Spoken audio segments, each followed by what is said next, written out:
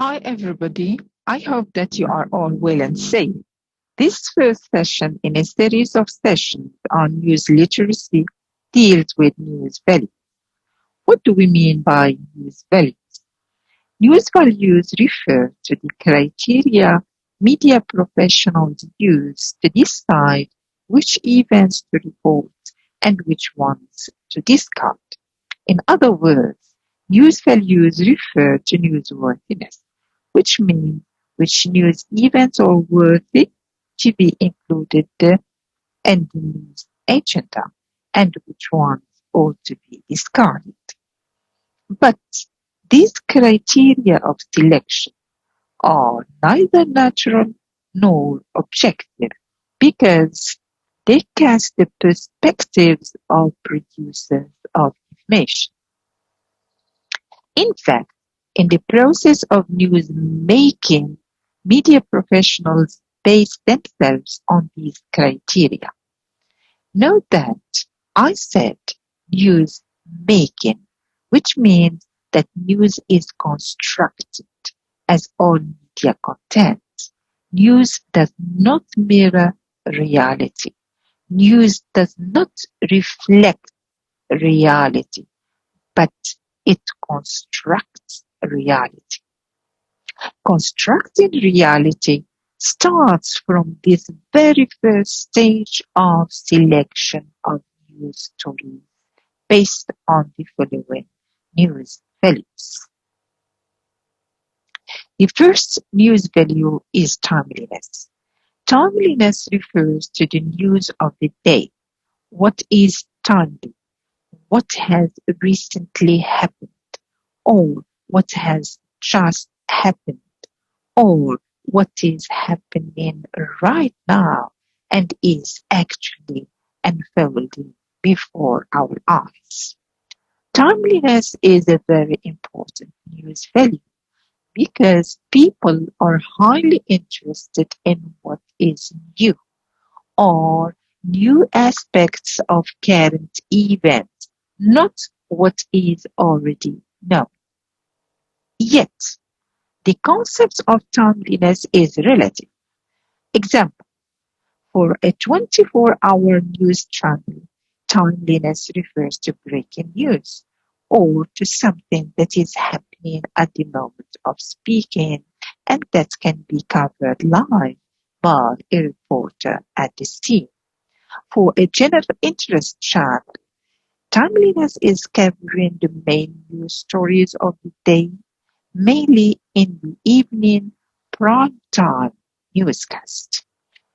For a daily newspaper, timeliness refers to news covered in audiovisual media the previous day, but of course, providing more details, background information, and analyses of these events, especially lead stories. Sometimes newspapers bring to the light important news events which were not covered at all by audiovisual media the previous day. And for a weekly news magazine, anything that happened since the last edition the week before is considered time. The second news value is relevance. This is another key parameter in news production, in the sense that news stories should be of interest to the intended audience. Reported news should be relevant to the target audience because it is important for members of the audience, or because it affects their lives, or because it is close to their concerns and aspirations. The third news value is impact. Impact can be seen from two perspectives. The first perspective deals with the number of people involved. The bigger the number is, the more impact the story has. The second perspective deals with the potential effects that the news event might have on society or on segments of society. The news value of a story is heightened when big numbers of people are affected. The fourth news value is proximity. Proximity is closely related to impact. The question to ask here is as follows. Does the event affect the audience directly? If so, the parameter of proximity is operational. There are three types of proximity to take into consideration. The first type is geographical proximity. This is the commonly used type referring to geographic location. In other words, did the event happen in your geographic area, your community, your city, your country, or far away? Events happening in close geographic proximity are more newsworthy than events that happen in remote areas. This does not mean that events happening in faraway areas are not important or that they should not be covered.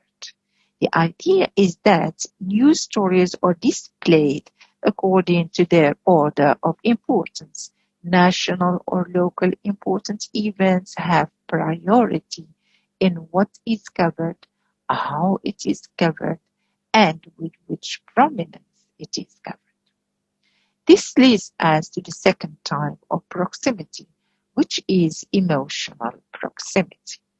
In fact, various audiences in distant geographic locations may experience the same emotional impact concerning some events because of humanitarian reasons, cultural belongings, religious beliefs, academic affiliations, universal human values, etc. The third type is ideological proximity. This one is based on ideologies and doctrines, be they political or religious. The fifth news value is controversy, which refers to controversial issues on which there is no agreement. It is the case when people, politicians, decision makers take different stands or offer opposing solutions for a particular issue or problem. People are curious to know how a story involving conflictual stands will unfold.